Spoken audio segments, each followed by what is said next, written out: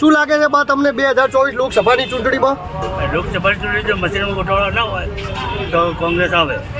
એવું? હા, મશીનમાં ગોટાળો થાય થાય જ છે. એમ? હા, 100% ગોટાળો થાય છે મશીન. વધારે જ જોઈએ. ભારતીય જનતા પાર્ટી એટલે 1 નંબરની 1 નંબરની પાર્ટી છે, બરાબર? નરેન્દ્ર મોદી જિંદાબાદ, 400+ બાર, બરાબર. ભારતીય જનતા પાર્ટી અમારી સાથે અમારી બે માંગ છે, એક તો જીઆઈડીસી ધાનેરા તાલુકા છે અને નર્મદાના નીર. એની ચૂંટણીમાં કોનો માહોલ વધારે લાગે છે અહીંયા? એવું લાગે કોઈ મોટું દેવરાય નહીં, બધે કાળમાં બેઠા. હા, એવું? વગર નમસ્કાર, રામ રામ મિત્રો. આજે આપણે આવી ચૂક્યા છીએ ધાનેરા અને આપણે ધાનેરા સિટીની અંદરથી જાણવાની કોશિશ કરીશું કે અહીંયા કોનો માહોલ ભારે છે અને કોનું પલ્લું નમતું છે અને કોનું પલ્લું ભારે છે. તો મિત્રો આપ મારી સાથે જોડાયેલા રહેજો. પણ એના પહેલી ઘણી બધી વસ્તુઓ સાફ થઈ ગઈ છે, જેમ કે ધાનેરા વિધાનસભાની અંદરથી જેને લીડ મળશે એ વ્યક્તિ બનાસકાંઠાની કિંગ બનશે, એ વાત સાફ છે. કારણ કે અન્ય વિધાનસભાઓના વિસ્તારમાં આપણે જેમ જેમ જઈને આવ્યા તો દરેક જગ્યાએ કાંટાની ટક્કર છે. અને ધાનેરા વિધાનસભા ખાસ એટલા માટે પણ મહત્વની છે કારણ કે અહીંયા કોઈ ભાજપ કે કોંગ્રેસ જીતેલું નથી, પણ અહીંયાથી જે ધારાસભ્ય તરીકે જીતેલા છે તે અપક્ષના ઉમેદવાર માવજીભાઈ દેસાઈ જીતેલા છે. તો માવજીભાઈ દેસાઈ અત્યારે ભાજપને સપોર્ટ કરી રહ્યા છે, પણ તેમ છતાં પણ આ સીટનું મહત્વ એટલા માટે વધારે છે કારણ કે એમને સપોર્ટ કરવાવાળા વોટરો કોને સપોર્ટ કરશે એ ખૂબ જ મહત્વનું છે. તો આ મહત્વનું કારણ આપણે જાણીશું ધાનેરાના લોકો જોડે. તો તમે મારી સાથે લાઈવ બનેલા રહેજો. હું તમને બતાવવાનો છું ધાનેરાનો એક્ઝિટ પોલ. તો આ તો કહી રહ્યા છે કે અમારે પોણીની માંગ છે, અહીંયા કોઈ વિકાસ છે. કેટલા દારૂડિયા કહેતા હોય, દારૂડિયાથી કોઈ દેશ તુલો ચાલતો હોય, દારૂડિયા તો દારૂડિયા. એવું નહીં બોલો, એવું નહીં બોલો કાકા, એવું નહીં બોલો. ભાષાની મર્યાદા રાખીને બોલો. કેમેરો ચાલુ છે. મર્યાદા છે. જે વ્યક્તિ એક તરફ આંગળી કરે છે તો ત્રણ આંગળી પોતાની આમે છે. પોતે વ્યક્તિ બીજેલો આ રીતનો કોમેન્ટ કરતો હોય ભારતીય જનતા પાર્ટી, હું પક્ષને નથી માનતો. હા, બરોબર છે, બરોબર છે, પણ અભદ્ર ભાષાનો ઉપયોગ ન કરો. આપણા લોકશાહીની ઢબે ચર્ચા કરો. સાહેબ એક વસ્તુ સમજો તમે. ચાલો હું તમને એક જ વસ્તુ કહું, જેને પીળીઓ થયો એને પીળો દેખાય, જે પીજેલો હોય એ પીજેલા. ઓકે એ બીજી શું વાત કરી? ઓકે, ચલો એ મુદ્દા ઉપર એ મુદ્દાને છોડી દો. એટલે ગુજરાતમાં દારૂ વેચાય છે એનો મતલબ વેચાય છે? શું વાત કરો છો યાર? એ ભાઈ જ કહે છે કે દારૂ વેચાય છે. વેચાય છે. ભારતીય જનતા પાર્ટીના વિશેષમાં એ કહે છે કે દારૂ વેચાય છે. કેટલો થયો છે તમે સાહેબ? કાઢો થઈ ગયો છે, વિકાસ કાઢો ખરેખર. ઓકે, ચલો આપણે એ ચર્ચામાં થોડો ઝઘડો થઈ જાય છે, આગળ જઈએ. શું લાગે છે 2024 લોકસભાની ચૂંટણીમાં ભાઈ આપણને શું લાગે છે કોનો માહોલ ભારે છે અહીંયા? બીજેપીનો. એવું? ઓકે, તો આપણે આગળ જઈશું ને જેમ જેમ લોકો મળશે એમને પૂછશું. અહીંયા ઘણા બધા લોકો બેઠા છે તો એમને પૂછીએ શું લાગે 2024 લોકસભાની ચૂંટણીમાં કોનો માહોલ ભારે લાગે? એવું? તમને શું લાગે છે કોનો માહોલ ભારે લાગે છે અહીંયા? હે, કોંગ્રેસનું. શું લાગે છે તમને 2024 લોકસભા?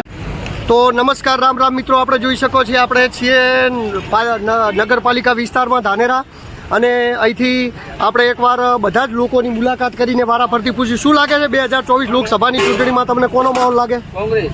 એવું? શું લાગે તમને ભાઈ? કોંગ્રેસ. એવું?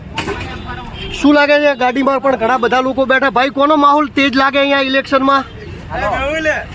એ થોડા વ્યસ્ત છે, અહીંયા પૂછી લઈશું.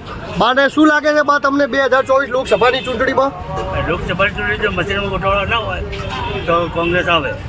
એવું? હા, મશીનમાં ગોટાળો થાય થાય જ છે. એમ? હા, 100% ગોટાળો થાય છે મશીનમાં ગોટાળો ના થાય તો કોંગ્રેસ આવે. એવું છે એમ ને? તો આપણે બાની વાતથી કેટલા લોકો સહમત છે એ પૂછીએ. બરોબર, અહીંયા આપણે બા બેઠેલા છે, એમનું કેવું છે કે મશીનમાં ગોટાળો થાય. તમારું શું કહું? ગોટાળો. એવું? એવું? અને જો ગોટાળો ના થાય તો આવશે કોંગ્રેસ. એવું? શું લાગે છે તમને? એવું તમને? તો આપ જોઈ શકો છો અહીંયા લોકો એક જ શ્વાસે કહી રહ્યા છે કે જો આ વખતે ઈવીએમમાં ગોટાળો ના થાય તો કોંગ્રેસ આવશે. એવું? બા કેમ છો? મજામ? 2024 લોકસભાની ચૂંટણી આવે, શું લાગે ચેનું પલ્લું ભારે છે? હું નો આઈડિયા. તમને શું લાગે છે? મેં તો તમને પહેલા. એવું? મળી કઈ ગયો? બોલો શર્મો શુક્રા. બે ઓગળી મતલબ કોંગ્રેસ. એવું? એમ? તમને શું લાગે છે? એવું? તો આપ જોઈ શકો છો અહીંયા બીજા પણ ઘણા બધા લોકો છે, એમની આપણે મુલાકાત કરવાના છીએ ધીરે ધીરે. શું લાગે ભાઈ 2024 લોકસભાની ચૂંટણીમાં કોનો માહોલ તેજ લાગે છે? એવું તમને તમને બે ભાઈ યાર યુવાન માણસ છો હે? કોંગ્રેસ.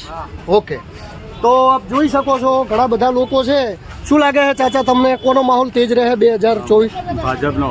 એવું તમને મોટા ભાઈ એ કશું કહેવા નથી માંગતા. તો આપણે જેમ જેમ આગળ જઈશું એમ અહીંથી બજાર શરૂ થાય છે. શું લાગે 2024 લોકસભાની ચૂંટણીમાં? એવું શું લાગે 2024 લોકસભાની ચૂંટણીમાં? હા એવું શું લાગે તમને મોટા ભાઈ?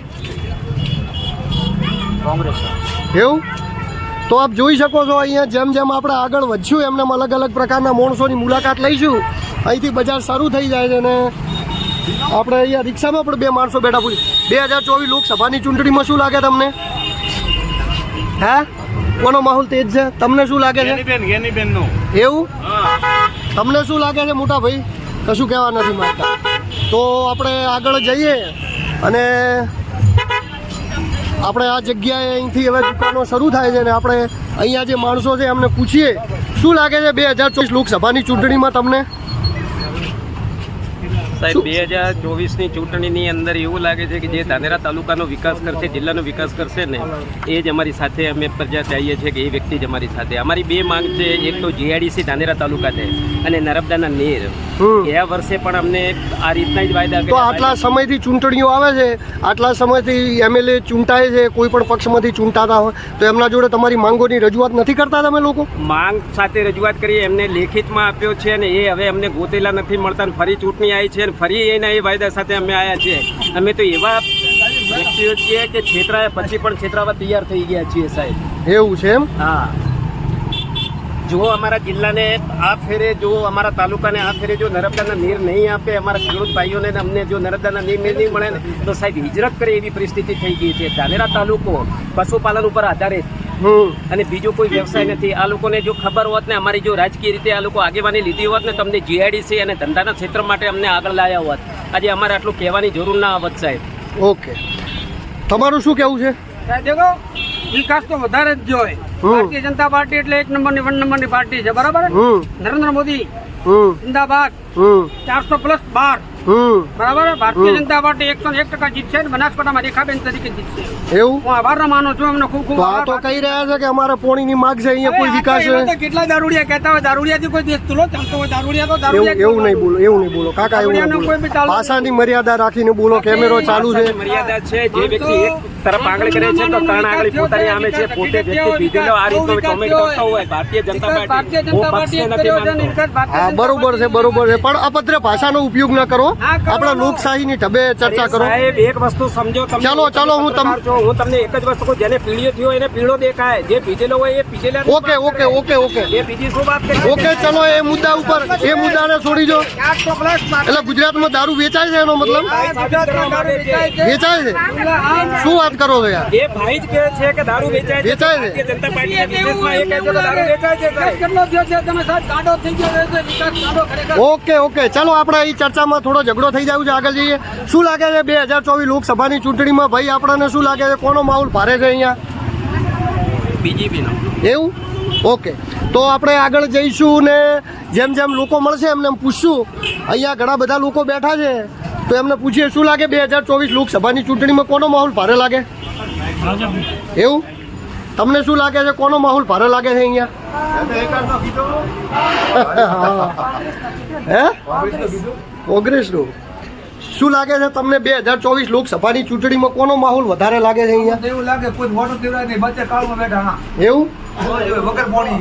એવું આ પાણીવાળો મુદ્દો, ભાજીવાળા લાગી ગઈ. પાણીવાળો મુદ્દો યાર જોરદાર છે. ઘણા બધા લોકો કહેતા છે કે પાણીથી ધાનેરા તાલુકો પીડાય છે. હા પાણી વગર બેઠા. હા ભાઈ, આ તો ખાલી નેતા તો ઘર કરવા એ તો પણ આટલા સમયથી ઇલેક્શન થાય, આટલા સમયથી ચૂંટણીઓ થાય, કોઈ નેતાઓ વફળતા નહીં. 5 વર્ષ કોઈ નેતા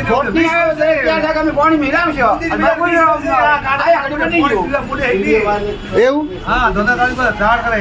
એવું શું લાગે છે એમાં ચોનો માહોલ વધારે છે આમ ભારે હોય? તમને કોઈ કશું વિશેષ કહેવા માંગતા હો? ગેતી બેન આવશે ભાઈ દુકાન જેટલો ગમે. એવું આવું કેમ કે ભાજીવાળા ત્રાસ વિચારી દેવો એવું છે એમ ને. તો આપ જોઈ શકો છો હવે આપણે જેમ જેમ આગળ જઈએ એમને એમ અલગ અલગ પ્રકારના માણસોના રિવ્યૂ લઈશું. મોટા ભાઈ, શું લાગે છે તમને 2024 લોકસભાની ચૂંટણીમાં કોનો માહોલ વધારે લાગે છે? એવું તો આપ જોઈ શકો છો અહીંયા બીજા પણ બે માણસો છે, એમને પૂછી લઈએ પછી આપણે વિસ્તાર બદલીએ. શું લાગે છે 2024 લોકસભાની ચૂંટણીમાં કોનો માહોલ વધારે લાગે અહીંયા? એવું અમને પણ. તો આપ જોઈ શકો છો જ્યાદાતર જે એમની દુકાનો છે, જે ધંધો કરે છે, મોટા ભાગે આ શું લાગે છે 2024 લોકસભાની ચૂંટણીની અંદર તમને અહીંયા કોનો માહોલ વધારે છે? શું લાગે તમને 2024 લોકસભાની ચૂંટણીમાં? ઓકે, શું લાગે 2024 લોકસભાની ચૂંટણીમાં મોટા સારી પાર્ટી હશે એ આવશે. એવું તમને કોનો માહોલ તેજ લાગે? અહીંયા બીજેપી નો માહોલ તેજ લાગે. એવું છે એમ ને. શું એ તમને શું લાગે મોટા ભાઈ કોનો માહોલ તેજ છે અહીંયા ધોનેરામ? ઓકે, કશું કહેવા નથી માગતા. તો હવે આપણે આગળ થોડા માણસોને પૂછીએ ને પછી શું લાગે 2024 લોકસભાની ચૂંટણીમાં કોનો માહોલ તેજ લાગે તમને ભાઈ? ભાજપનો એવું તમને શું લાગે? હે એવું? તો આપ જોઈ શકો. હવે આપણે બીજા વિસ્તારની મુલાકાત લઈએ.